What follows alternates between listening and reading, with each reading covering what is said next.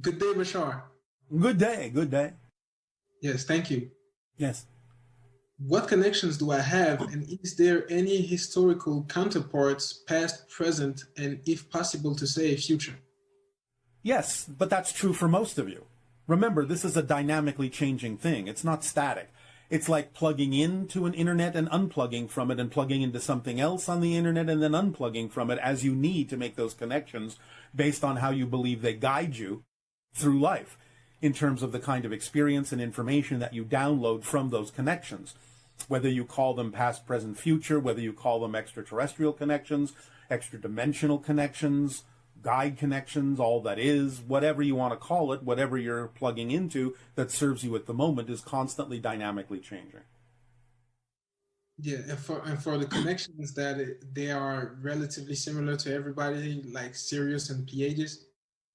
There may be some differences for certain individuals, but the general ones that most of you on Earth at this time connect to are Sirius, Pleiades, Orion, Arcturus, hybrid civilizations, such as my own or some of the other hybrids, the Greys, and also, historically, many of you connect to the idea, especially in what you call your United States area or North American continent or South American or Central American continent, to the concept of Atlantean connections, some in the Asian continent to Lemurian connections.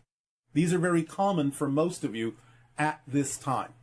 Yes, there are others that can be included in that formula, in that equation, in that mix, and that then will depend upon the specific individuals, the specific themes, the specific connections beyond the general ones that are germane and relevant for them in this particular life path. Thank you very much. Yes. What is the link between you, Ra, Thoth, Abraham, and myself? We're not exactly sure how to answer that. It's an extremely generalized question, and to some degree is an offshoot of what we just explained. You make your links according to the vibrations that you need, and you set up those links between different entities for yourself as you need to create them. So whether or not I myself need to have a link to Ra per se in my own journey of life doesn't really make a difference if you need me to have a link between myself and Ra for your journey in life, because we're interacting with your entire collective consciousness, all the archetypal levels that represent your world and your collective consciousness and collective unconsciousness.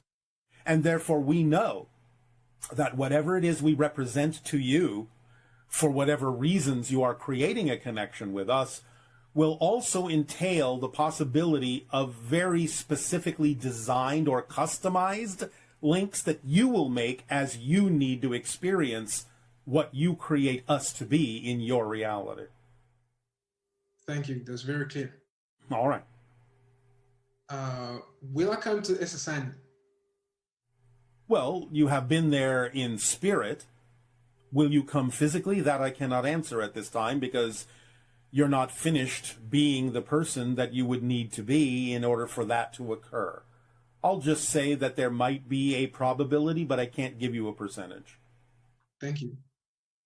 Could I have a quick geographical country's timeline of my Earth's lineage since Anunnaki alteration, and how's my father doing in spirit? Your father is doing fine. There's no such thing as an actual genetic timeline per se, because again, remember that as you change, you're a different person with a different history. Yes. Thank you very much. Yes, you're welcome. Yeah. What is my friend Clement doing in spirit right now?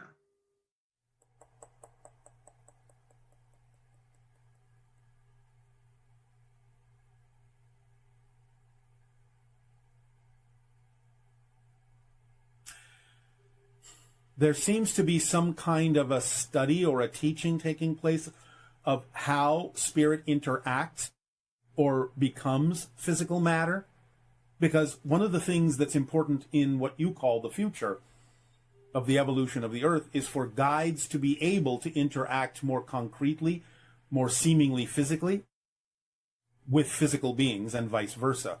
So there is kind of a tutelage or a class or a lesson going on that allows those in spirit to understand exactly how to alter their vibration to be more perceivable by those in physical reality, but at the same time interacting through dreams with those in physical reality to help them understand how to alter their frequency to be a little bit more spirit-like so that you can meet in the middle.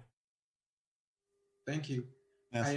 I'm really grateful for your civilization existence, and my statement is that I feel a world I am going to be able to live in, which I already am, that is beyond my wildest dreams in service to others.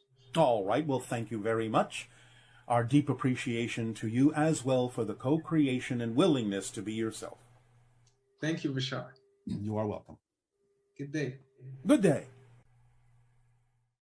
Hi, Bashar. And to you, good day.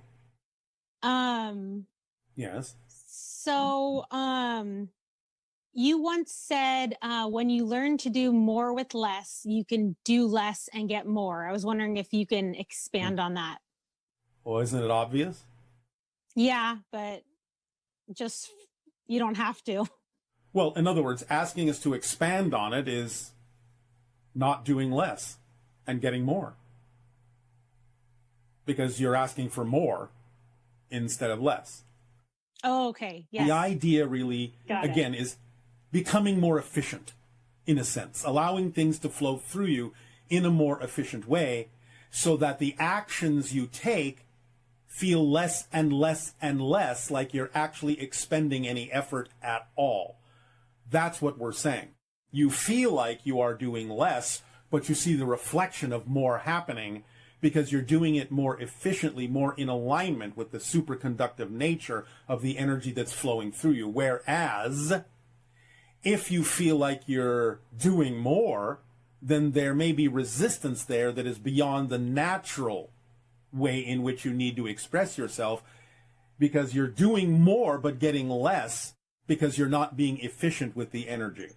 So it's not that you actually are really doing less physiologically, but you're doing it in a way, although you might be, but you're doing it in a way that feels like you're not really doing anything, and yet you are doing more because you're using the energy more efficiently. You're being more aware of the greater reflection that even the tiniest change will make in the experience of your life. That's what we mean by doing less and getting more, is you're becoming more of yourself, which reveals more of yourself, but the way you become more of yourself is not by struggling, is not by resisting. In a sense, it's by surrendering to who you truly are. And that, in a sense, translates as doing less. It doesn't mean you actually just sit and do nothing. Yes. Good day.